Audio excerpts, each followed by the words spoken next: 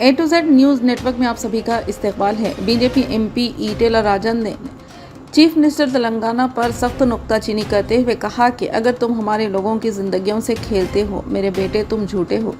रेवंत रेड्डी एक साइको है जो लोगों को रुला देते हैं। आप साइको है इसलिए आप किसी की बात नहीं सुनते। वज़ीर आला को अवाम की मुश्किलात का इदराक होना चाहिए।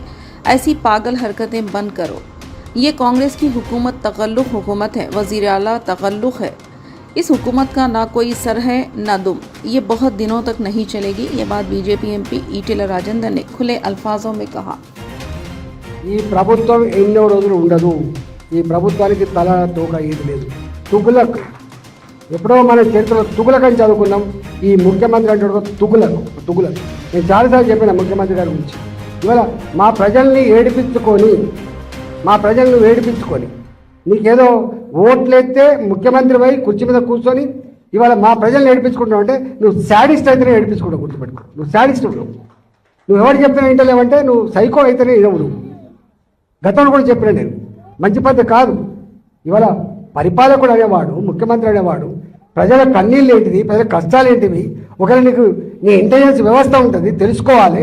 ఒకవేళ అక్కడి నుంచి తెలుసుకునే ఓపిక నీకు లేకపోతే నీ సొంత మనుషులు ఉంటారు అందరూ తెలుసుకొని ఇట్లాంటి రెక్టిఫై చేయాలి। కానీ ఇవాళ నీ కింద ఏమవుతుందో తెలియకపోతే నువ్వు ఎట్లా ముఖ్యమంత్రి అయినావు, నువ్వు ఎట్లా వ్యవస్థ సిస్టంలో నాకు అర్థం కావట్లేదు।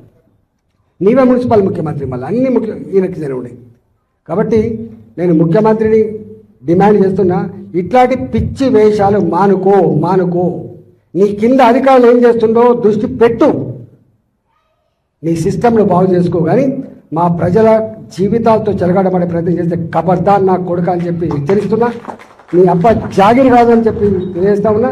ప్రజల జీవితాలతో ఆడుకున్నాడు ఎవడు బాగుపడని చెప్పి నేను శపిస్తున్నా, గుర్తుపెట్టుకో అని చెప్పి ఇప్పటికైనా కాంగ్రెస్ పార్టీ నాయకులారా మంత్రులారా మీరు కూర్చొని ఇవాళ నీ కింద ఏం చేస్తున్నా తెలియకుండా మీరు సోయి లేకుండా ఉంటే మాత్రం నీ ఎంబడి పడతామని చెప్పి హెచ్చరిస్తూ మీ అందరికీ అండగా ఉంటూ సెలవు తీసుకుంటున్నాను।